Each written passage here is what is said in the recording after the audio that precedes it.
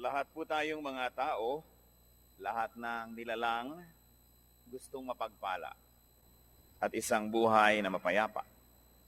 Napakalinaw po ng turo ng Panginoong Hesus kung paano napagpapala ang tao. Kaya lang, dahil sa panlilinlang ni Satanas at dahil na rin sa sarili nating mga katigasan ng puso, yung mga madali at malinaw na itinuro ng Panginoon ay parang natago, nakubli, at yung dapat ay alam ng lahat ay parang naging lihim lang ng iilan na nakakaalam nun. The obvious becomes unclear, and the way to blessedness almost becomes a secret. Sabi po sa pangalawang Korinto 4, 2 Corinthians 4:4, the God of this age has blinded the minds of unbelievers.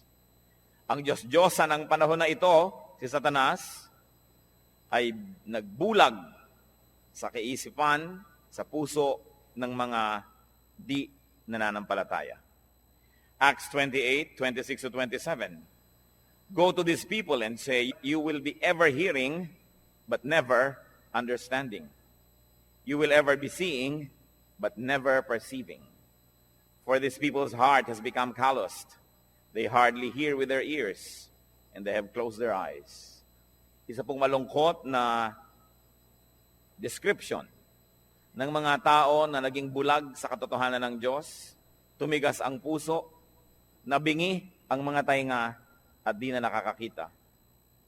Ang mga pinagpalang tao po ay pinagpala dahil sila'y nakakakita. Mahalaga na ang mata ay nakakakita at ang tainga ay nakaririnig. Blessed people are blessed because they see. What they see is almost a secret to the ungodly. At yan po ang tema ng ating pag-aaral ngayon, 3 secrets of blessed people. Ang 3 lihim ng mga taong lubos na napagpapala.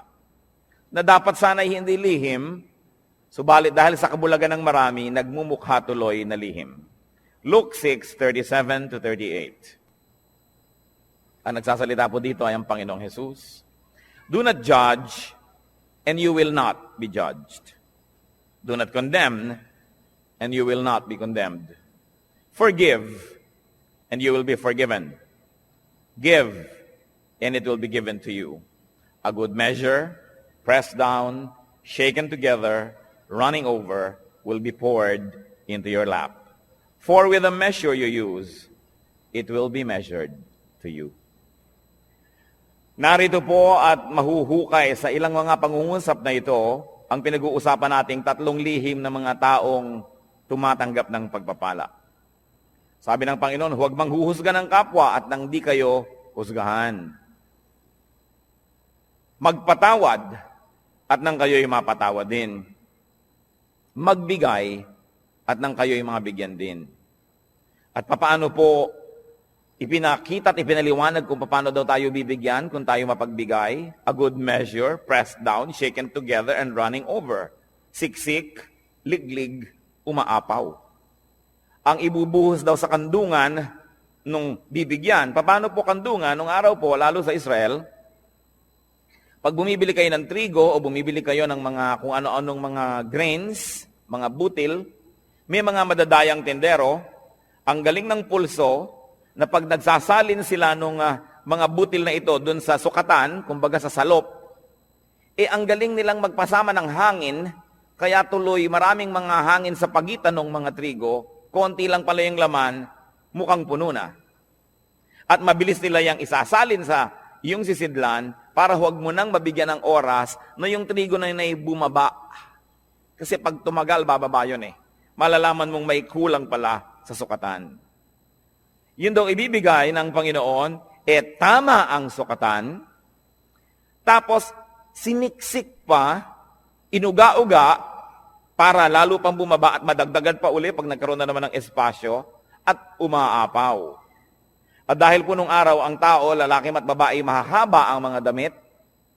Pag may binibili kayong mga trigo, wala naman kayong dalang paper bag, wala naman kayong dalang grocery bag, hahawakan nyo ang laylayan ng mahaba nyong damit hanggang makarating sa may gitna ng inyong hita ang laylayan na yon, at para kayo ngayong may malaking-malaking bulsang hawak, doon ibubuhos yung pagpapala. Kaya sabi, it will be poured into your lap. Napakagandang makita na yung binigyan ay hindi nagreklamo, nung sukatin niya sa bahay ay hindi kulang, kundi sobra-sobra pa. At narito po yung 3 secrets of blessed people. At pwede rin nating sabihin ito na 3 steps to blessedness. Unang-una pong daan tungo sa pagpapala ng Diyos, do not judge. Huwag manghuhusga ng kapwa. Tingnan po natin sa dictionary ang ibig sabihin ng to judge. It is to form an opinion or to pass judgment on someone. So makikita po natin na yung palang lumilikha ka ng yung mga iniisip tungkol sa isang tao, yung sinasabi mo na siya ay ganito, siya ay ganon, hindi mo pa naman lubos na nauunawaan, yan ay isang uri ng judgment. Pag may nagsumbong sa iyo tungkol sa isang tao, hindi mo pa naririnig ang panig ng isinumbong, kampi ka na agad dun sa nagsumbong, isang uri ng judgment. May nabalitaan ka, hindi mo naman nalaman kung anong paliwanag ng kabilang partido, bumuo ka na agad ng pasya kung sino ang tama at mali, sino ang masama at mabuti, isang uri na naman ng judgment. Huwag daw manghuhusga. Matthew 7:1-2, ang Panginoong Jesus, sabi niya, do not judge. This is another echo of what was said. Or you too will be judged. For in the same way you judge others, you will be judged. And with the measure you use, it will be measured to you. What will happen if you judged? Ano pong mangyayari pag tayo naghatol sa kapwa? Malinaw na malinaw ang sinabi. You too will be judged. Pag ikaw ay humatol, hahatulan ka rin, nino, ng tao at ng Diyos.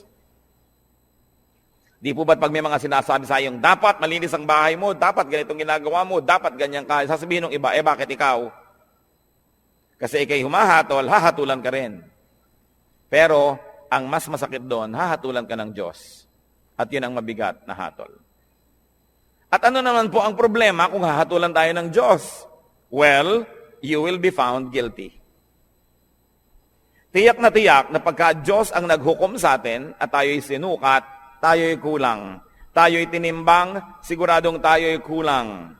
Sapagkat sabi sa Romans 3:23, for all have sinned and fall short of the glory of God.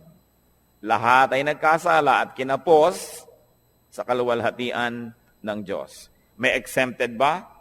Exempted ba ang mga taga-Bacolod? Exempted ba ang mga taga-Las Piñas? Hindi. Sabi, lahat ay nagkasala at kinapos.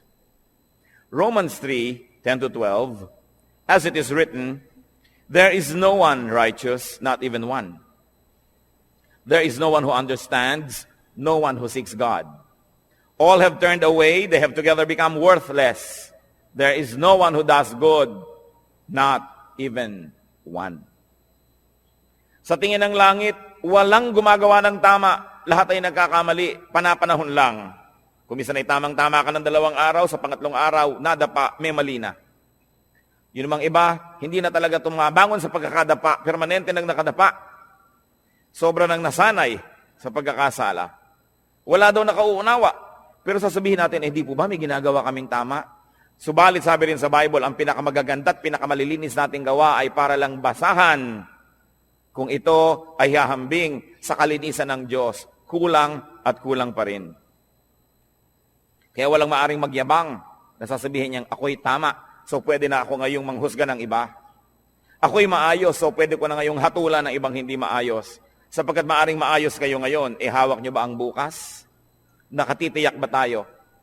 Napakarami pong naririnig ko nung araw, mga magulang, kung pintasan yung mga anak na dalaga ng kapitbahay, ng mga tagarong kabilang kalye. Pagkatapos, kung lumaon yung mga sarili nilang anak na dalaga ang mga napapariwara, di wala na sila ngayong masabi, dahil nauna na ang paghatol nila doon sa iba, sabi pa naman, kung anong panukat mo sa iba, ganun ka susukatin. Sobra kang mahigpit sa iba, magiging mahigpit din sa iyon Diyos. Yan ang problema pag tayo po'y humahatol agad. Genesis 6:5, nung nilikha ng Diyos ang tao at kutakot-takot na kasalanan at mga kasamaan ng ginawa ng tao, the Lord saw how great man's wickedness on the earth had become, and that every inclination of the thoughts of his heart was only evil all the time. Nakita ng Panginoon kung gaano naging kasama ang puso ng tao na wala siyang hinahangad, iniisip, kundi ang gumawa ng kasalanan. What will happen if you did not judge others? Well, you will not be judged. Yun ang blessedness. You will not be judged by people. Kasi hindi ka mapagsasabang, bakit ikaw? Bakit ikaw? Kasi wala ka naman binibitawang mga salita na humahamak sa iba at humahatol sa iba. So bakit kasi silipin? Pero ang mahalaga, God will not judge you. Hindi ko po alam kung naranasan nyo na mga kapatid, mga kaibigan, na talagang may ginawa kayong masama, talagang mali, tapos huling-huli kayo at wala na kayo talagang maikakatuwiran at ang kailangan nyo na lang talaga awa ng kapwa. Ang kailangan nyo na lang talaga maunawaan kayo, patawarin kayo. Kung tayo nalagay na sa ganung mga kalagayan, alam natin kung gaano kahina ang posisyon ng isang taong may kasalanan. Kaya ang inaalok ng Panginoon, patawad. Napakataas ng Diyos. At sa kanyang kabutihan, sa ating mga kabiguang siya'y abutin, ay minarapat niyang dumukwang, yumuko at tayo'y abutin. Lumilinis tayo, hindi dahil tayo malinis, kundi dahil tayo'y pinapatawad lamang. Kaya tayo na tumatanggap ng patawad ng Diyos, sino tayo para hindi magpatawad ng iba? Tayo na nangangailangan ng kanyang kabutihan, sino tayo para hindi maging mabuti sa iba? Napaka-importante mga kapatid, you want to be blessed, do not judge. Pero araw-araw, gaano karami ang inyong binibitay? Gaano karami ang ating ipinapasilya elektrika, pinibigyan ng lethal injection? Gaano karami ang sinisira natin ng puri, pinapakulong natin, sinasaktan natin dahil sa ating mga bibig? Hindi nyo pa alam kung bakit nagkagulo yung dalawang tao, may kakampihan na kayo agad. Pag may nakagalit ang inyong anak, ang inyong kapatid, ang kapatid nyo anak at anak, lagi ang mabuti at ang laging masama ibang tao. Wala pa akong nakitang magulang na yung anak niya nag-drugs, napariwara, gumawa ng mga masama, nasasabihin niya, naku, masama ang anak ko. Wala. Laging nahawa sa masasamang kaibigan. Yung mga magulang naman, nung sinasabing masamang kaibigan na yun, yun din na sinasabi nun, ako yung anak ko na influensya lang nung kabila eh. Kailan tayo magbubukas ng mata para tanggapin ang mga kamalian, mga kahinaan natin at ng mga mahal natin sa buhay? Kampi-kampi. We judge people immediately if they cross the path of those people that we love. Kaya yang pong emosyon, madalas yan bumubulag, sumisira sa isang malinaw na pag-iisip. Nakita niyo po sa mga hukuman, bago patawan ng hukom ang isang nasa sakdal, kailangan mo nang madinig ang magkabilang panig. May saksi ang umuusig, may saksi naman ang nagtatanggol. Pareho silang bibigyan ng panahon, susuriin ang kanilang mga sinasabi. Pero tayo po ba ginagawa natin yon o napakabilis nating gumawa ng mga conclusion na mga pagpapasya tungkol sa iba nating kapwa? Remember, pwede naman kayo mag-judge, okay lang yon. Just be perfect so that you will not be judged. But as long as you have sins, as long as you have errors and weaknesses, be kind with your judgment because you will need the same kindness to be applied to you. Do not judge if you want to be blessed. Ngayon po yung verse 37 ng Luke 6 na binabasa natin, forgive and you will be forgiven. Pangalawang hakbang tungo sa pagpapala, second step to blessedness, forgive. Magpatawad. Ano po bang kahulugan sa dictionary ng forgive? It is to stop blaming. Tigilan na ang paninisi or to absolve from payment. Huwag nang singilin pa. At hindi pinag-uusapan dito ang pera o utang. Mabuting malinaw. Ang pinag-uusapan po dito yung mga utang sa loob na nasaktan kita, sige na, huwag nang singilin. Nagkamali ako sa iyo, sige na patawarin. Nagkulang ako sa iyo, sige na punan. Do not collect or take revenge. Balance the sheets. Kung meron pong metro, sige na, i-return na yung reading sa zero. Huwag nang matuos, magpatawad. Gaano po sa ating karami ang may dala-dala dito sa puso na lason? Asido, dahil hindi tayo nagpapatawad ng kapwa. Mga misis, na pinagtaksilan ng inyong mga asawa once upon a time, napatawad nyo na ba? Kasi kung hindi pa kayo nagpapatawad, kahit pa nga kayo yung agrabyado, magiging dalawa ang pagka-agrabyado nyo. Kasi, hindi rin kayo patatawarin. Na bagamat hindi kayo naging taksil na asawa, maaring may iba naman kayong ibang kasalanan na iuusig din sa atin ng langit. Kaya ang nagkataon ay pare-pareho lang tayong makasalanan. Iba-iba lang ang uri, anyo, hugis, kulay ng ating mga pagkakamali. Pero kung tutuusin, lahat din naman tayo ay may mga pagkakamali. At pag hindi kayo nagpatawad, kayo nagiging bilanggo ng taong kinamumuhian ninyo. Tuwing naaalala nyo siya, nawawalan kayo ng ganang kumain, nawawalan kayo ng ganang matulog, tumatamlay kayo. Pati sa pagnenegosyo nyo, nawawala kayo sa sarili, nagkakamali-mali ang sukle.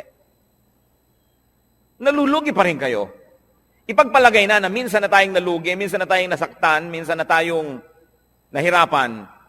Pero habang di pa kayo nagpapatawad, patuloy pa kayong masasaktan. Kaya sa pagpapatawad, hindi lang yung taong nagkamali ang pinapalaya ninyo, kundi ang inyong mga sarili rin. Gaano karami ang dumating ngayon dito na may kinikim-kim sa puso na sama ng loob, galit, nakatanim na mga hinanakit. Sayang ang pagpunta nyo rito kung lalabas pa kayo sa pinto ng bulwagang ito na dala-dala nyo pa rin yan pauwi.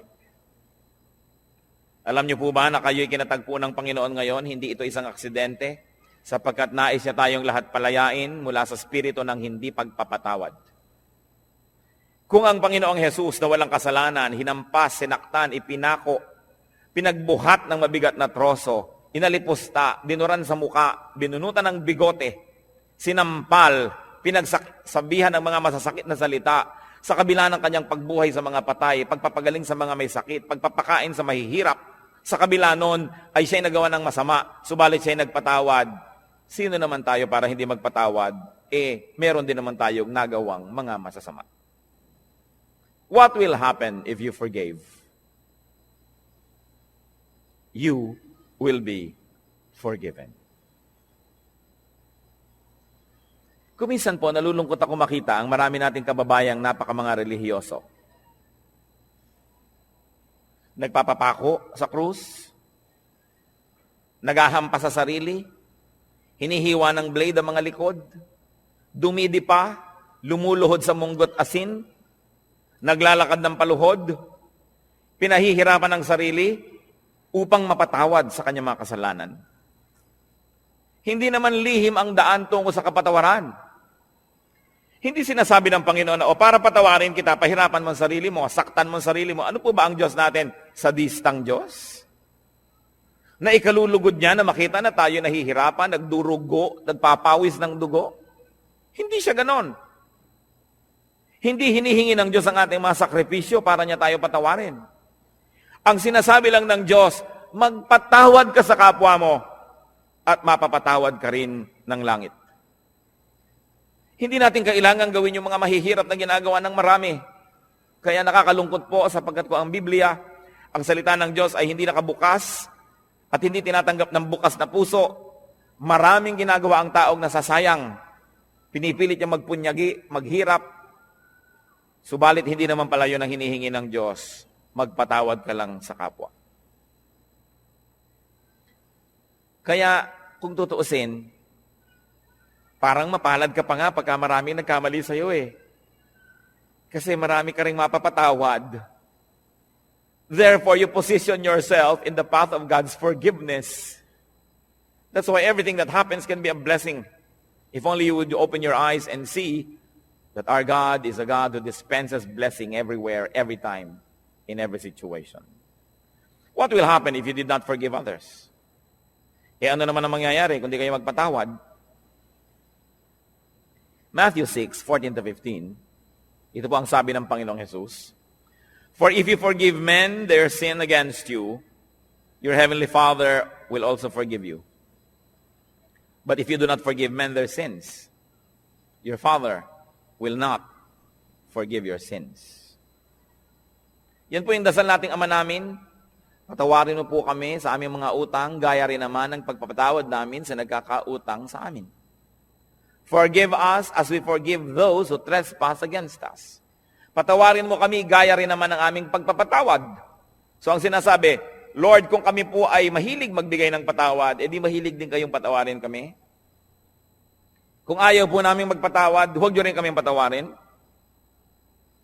At kung binibigyan po namin ng limitasyon ng aming pagpapatawad, na sinasabi natin, pangatlong beses mo nang ginawa yan, sa susunod, di na kita patatawarin, Lord, ganun din pong gawin niyo sa akin. Pag 3 beses na ako nagkaroon ng isang kasalanan paulit-ulit, sa ika-4, huwag niyo na po akong patawarin. Nauunawa po ba natin ito? Na kung tayo ay hindi nagpapatawad, tayo rin ang nalulugi. Forgiveness is a bridge. Don't burn the bridge over which you too must pass. Kumisan sa kahigpitan natin, ayaw nating may makatawid, sinunog natin ang tulay, pero yun pala, kailangan din nating tumawid, pati tayo na damay, hindi rin nakatulay.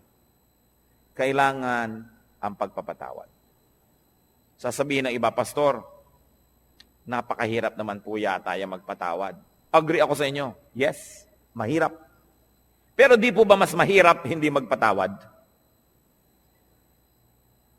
Naaalala mo pa, sumasakit pa yung dibdib.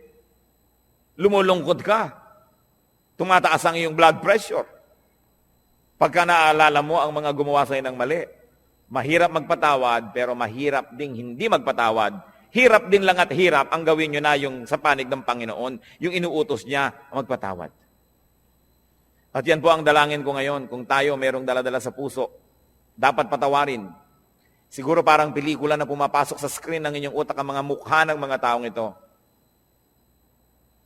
Patawarin nyo na. Alang-alang kay Kristo. At kung di man lang alang-alang sa Kanya, mga kapatid, alang-alang sa inyong sarili. Sapagkat malinaw ang sinabi ng Panginoon, ang hindi nagpapatawad ay di rin patatawarin ng Ama sa langit. Kailangan ng isang himala para yan mangyari.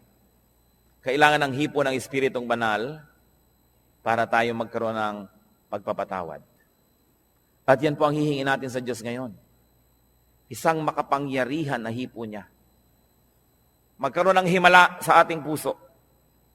Magkaroon tayo ng kakayahang magpatawad, bagamat hindi sana yun ang gusto natin. Kuminsan ay ang gusto natin maghiganti. Subalit hindi yan ang paraan ng Diyos. At ang gumaganti, nagagantihan uli, magagantihan, hindi na matapos ang gantihan. So if you do not forgive, you will not be forgiven by people and by God. You will remain guilty. Therefore, you will be judged. And in the end, you will be condemned. Pangalawa pong hakbang, forgive. Pangatlong hakbang, tungo sa pagpapala, give. Napakalinaw po ng sinabi, give and it will be given to you. Magbigay ka at susuklian ka. Bibigyan ka rin. At ano po, higit sa ibinigay mo, ang ibibigay sa iyo. Kasi, sukat na tama, sisiksikin, liligligin, aalugin, at umaapaw pa ang ibibigay sa atin. Wala tayong kalugihan. So give to people. Give people your 3 T's. 3 letrang T. Time, talent, treasure. Ibigay natin yan sa tao. Lalo sa mga mahal natin sa buhay. Nagtataka naman ako sa mga tao na nag-aaway-away ang magkakapatid dahil sa kaprasong mana. Natitikis ang mga kamag-anak na may sakit, may pagdurusa, samantalang meron naman pwedeng itulong. Sabi, give. What we do to people is counted as done for and given to Christ. Alam niyo po ba na ang pagbibigay sa tao, lalo yung hindi nakakaganti, hindi makakapagbayad, ay inaari ni Kristong sa kanya ibinigay at kung ganon, siya ang magbabayad. Ano po ba ang tunay na pagbibigay? Yung ang binibigyan mo ay walang kakayahang gumante ng mabuti rin. Kasi kung may kakayahan, binigyan mo lang, baka investment lang yan, puhunan, namumuhunan ka lang. Nagbibigay ka ng maganda dahil may kapangyarihan siyang magsukli sa'yo sa panahon na kailangan mo siguro ang tulong niya. Hindi nyo ba napapansin, pagka mayaman ang may birthday, mahal ang mga regalo? Tapos pagkapwa natin, mahirap ang may birthday, kung ano-ano lang ng mga binalot na kalendaryo. Mga tuwalyang may mga sulat na inchik na good morning, na isang laba mo lang, gapak-gapak na. Kasi mahirap ka eh. Baka hindi ka makapagbigay ng mamahalin sa birthday niya, so ba't kanya bibigyan ng mahal? So hindi nagbibigay, namumuhunan. Pero kung tayo po ay mga maralita, may nagregalo sa atin ng napakahalagang bagay, alam nilang hindi natin kayang suklian yon. Yun ang tunay na nagbigay. So pati po ang ating mga pagbibigay susuriin natin, tayo ba'y nagpapadama lamang, namumuhunan lamang, o nagbibigay talaga? Sa palagay niyo po ba ay maipagkakaila natin sa Diyos ang tunay na laman ng ating puso? Ang Diyos ang sumusukat, maging na mga iniisip natin na lingid sa ating kapwa-tao. At sabi nga sa Bible po, sa oras ng paghuhukom, sasabihin ng Panginoon, hali kayo mga hinirang, mga pinagpala. Nagugutom ako, pinakain ninyo ako, nagiginaw ako, binigyan niyo ako ng balabal. May sakit ako, dinalaw niyo ako. Nakulong ako, nasa piitan, helpless, powerless. Pinuntahan ninyo ako. Handito ang inyong gantimpala. At sabi ng mga tao, kailan naman po namin nakita na ganun kayo? Diyos naman kayo. Sabi ni Lord, Aba, lahat ng taong tinulungan ninyo, inaari ko na sa akin nyo yun ginawa. May tanong ako sa inyo. May gumawa ng mabuti sa anak nyo. Di ba tinatanaw nyo? Di ba mas natutuwa pa nga tayo na sa birthday ng anak natin may nagregalo kaysa sa sarili nating birthday? Di ba't kung may mga regaluhan sa Pasko, tinitingnan nyo yung anak nyo kung may nag-aabot man lang kahit isa at nasasaktan ng puso nyo na walang nagbibigay sa kanya? Lahat ng tao, likha ng Diyos. Mahal niya ang lahat ng tao. Pag nagbigay ka sa isa niyang minamahal na tao, lalo yung kapuspalad, yung walang pumapansin, hindi kaya niya alam? Hindi kaya niya tinatandaan? At sasabihin niya, balang araw, susuklian ko ang kabutihan mo. Kahit ngayon pa lang, susuklian ko na, sapagkat mabuti ka dito sa aking mga nilalang. Di ba't pag may sumasakit sa kalooban ng ating mga anak ay tayo unang-unang nasasaktan? So kung may sinasaktan kang tao, sa palagay mo ba hindi mo sinusugatan ang puso ng Diyos? Kung meron kang taong hinuhusgahan, pinag-uusapan, chinichismis, inaagawan ng asawa, inaagawan ng pera, nilalamangan, hindi kaya natin pinalulungkot ang puso ng Diyos. Kaya ang sabi niya sa Matthew 25:45, I tell you the truth, whatever you did not do for one of the least of these, you did not do for me. At yung kabaligtaran naman noon sa verse 40, sabi niya, whatever you did for one of the least of these brothers of mine, you did for me. Kung ano, ang buting di mo ginawa sa kanila, ay sa akin mo ipinagkait at ako ang sisingil sa iyo. At kung ano naman ang buting ibinigay mo sa kanila, ako ang tatanaw ng utang na loob na yon. Ako ang magsusukli. Lalo pangat walang nakapuri sa iyo, walang nakapansin, hindi ka binigyan ng plaque, hindi ka ipinagpagawa ng monumento. Ako ang nakakaalam ng lihim mong kabutihan. At sabi sa Biblia, yung ama na nakakaalam ng mga lihim na gawang kabutihan, ang siyang magbibigay sa atin ng pagpapala. Whatever we give to people, we give to God. And if you give to people, therefore you give to God, why will you not be blessed? Sasabihin iba, kailangan wise? Bakit ko bibigyan yan? Di ako nawalan. Yung iniipon ko ang nabawas. Gaano kahirap ba sa Diyos na ibalik ang gusto niyang ibalik? Kung gusto ba kayong pagpalain ng Diyos, may makakapigil sa Kanya. At kung ayaw kayong pagpalain ng Diyos, meron bang makakapilit sa Kanya? Kaya mahalaga po, yung kasiyahan ng Diyos ang ating inuuna. So we give to people, any people, the least of people. But we also give to Christ's workers.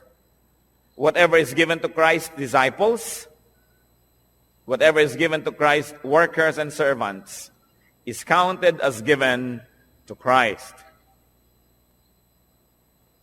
Mark 9:41, sabi ng Lord, I tell you the truth. Anyone who gives you a cup of water in my name, because you belong to Christ, will certainly not lose his reward. Kausap niyo po ang kanyang mga disipulo. Sabi niya, maski isang basong tubig lang ang ibigay sa inyo dahil lingkod ko kayo, hindi malilimutan ng langit yon at mayroon siyang gantimpala. Gusto nating matuwa ang Diyos, maging mapagbigay tayo sa kanyang mga lingkod. Hindi lang sa mga pastor. Kumisan nga yung mga pastor, marami nang natatanggap yan ng mga regalo. Pero yun bang mga singer, Bible study leader, Sunday school teacher, yung janitor, kasama rin yun sa gawain, yung electrician, yung mga usherette, yung taga-piano, lahat yan ay mga lingkod ng Diyos. Hindi lang ang pastor. Naroon ba naman na darating kayo sa church, aabutan nyo man lamang ng kalahating kilong longganisa galing sa Lokban, itong pianista. Sa palagay nyo ba, hindi aariin ng Diyos yun, nasa Kanya ibinigay, lingkod niya yon? Mag-isip-isip tayo mga kapatid, sapagkat maiksi ang buhay. Kakaunti ang mga araw at bilang. Kailangang bawat araw, meron tayong nabibigyan, may nagagawa ng mabuti, sapagkat ang lahat ng yan ay tinutuos ng langit.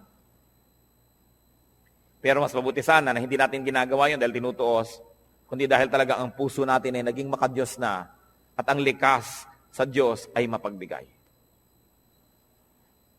Ganon din naman ang ibinibigay natin sa church, sa gawain ng church, inaari rin yun na ibinibigay kay Kristo. What is given to the church is counted as given to Christ because the church is His body.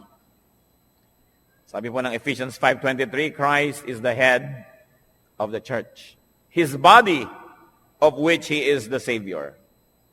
Kung ang iglesia, ang kapatiran ay si Kristo ang ulo at ang lahat ng narito ay bahagi ng kanyang katawan, kung may sinasaktan tayo na tao sa church, meron tayong tinitikis na gawain, may tinatalikuran tayong mga duty, di ang tinitikis natin ay mga bahagi ng katawan ni Kristo.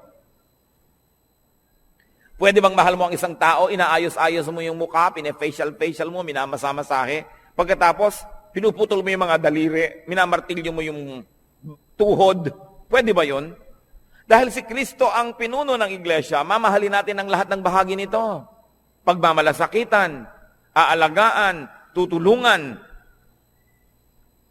What will happen when we give to people, to Christian workers, to the church? We receive back what we give.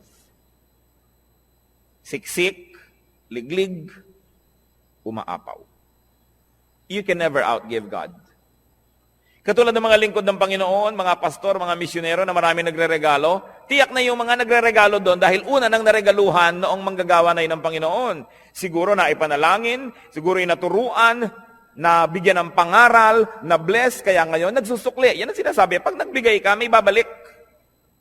Ngayon, kung walang nagbibigay sa iyo, kapatid, edi mag-isip-isip ka rin. Baka naman hindi ka rin nagbibigay kasi. Because if you are a blessing to people, the same people will also be blessings to you. Because life is a circle. Pabalik-balik lang. We inhale, we exhale. Araw, gabi, dilim, liwanag. Give, receive. Yun ang buong circle. Ngayon, kung kayo lamang i-receive ng receive, one way. Nakita po ninyo ang mga estero dito sa Maynila, mga kanal, bakit mabaho? Bakit ayaw lumakad ng tubig? Kasi barado. Dahil ang mga ilog dito, sa dami ng bara, tanggap lang ng tanggap ng mga dumadating pang tubig, dumadating na kalat, hindi naman ibinibigay, hindi naman lumalakad, tanggap lang ng tanggap, bumabara tuloy. Ano ba ang magandang ilog? Di po ba't yung umaagos? Na narito ako, tatanggap ako, ibibigay ko. Tatanggap ako, ibibigay ko. May agos. Pag tumatanggap tayo ng pagpapala ng Diyos, meron tayong ginagamit sa sarili, may ibinibigay tayo, may agos. Pero kung sinosolo mo, Ang kamay mo'y punong-puno na ng mga luma at mga hampok at mga bilasa na mga pagpapala. Paano ka tatanggap ng bago? Kailangan kasi pag may pagpapala, ibinibigay natin sa iba, tinatanggap natin yung iba, wala ka na namang laman, bibigyan ka na naman ng Diyos. How can you inhale when you have not exhaled? So it's a matter of giving and receiving. And we receive back what we give. Kaya sabi sa Luke 6:38, give and it will be given to you. A good measure, pressed down, shaken together, and running over will be poured into your lap. At sa Luke 6:38, for with the measure you use, it will be measured to you. Kuripot po ba kayo sa kabutihan? Magiging kuripot din sa inyo ang langit. Mapagparaya ba tayo at mapagbigay? Ganon din ang tatanggapin nating atensyon mula sa langit. Because what you give is what you will receive. We will be judged and condemned just like the way we judge and condemn others. So pag-ingatan ng bibig. We will be forgiven just like the way we forgive. And we will be given just like the way we give. May tatlong bagay pong kailangan tayong mga tao. Unang-una, kalayaan mula sa judgment, mula sa paghuhukom. Kasi lahat tayo guilty. Kailangan din nating mapatawad tayo dahil tayo may kasalanan. At kailangan din nating tumanggap ng pagpapala ng Diyos. Simple, para ang lahat ng yan ay maganap. Blessed people, or the people who will be blessed, do not judge. Suriin natin ang ating mga isip. Watch yourself. Blessed people, forgive. Check your heart. And make it a habit to forgive. Baligtarin po natin ang ating mga kostumbre. Kasi kung minsan, ang nakaugalian na natin, magtanim ng sama ng loob, maghinanakit, hindi kumikibo, pero galit pala. Baligtarin natin yon. Sabi sa Romans chapter 12, be renewed by the changing of your mind. Palitan na ang paraan ng pag-iisip. Alisin na yung mga lumang paraan na hindi naman nakabubuti. Make it a habit to forgive. That when people wrong you, immediately, your instant reaction is to forgive. Habit yan. It can be formed. It is a learned behavior. And God can help us. And of course, a way to blessedness, a way to prosperity, is to give. Suriin natin ang ating mga sarili. Hindi naman dapat lihim ang mga bagay na ito. Ibinunyag na ng Panginoon. Nagiging lihim lang sa mga nagbubulag-bulagan at nangagbibingi-bingihan.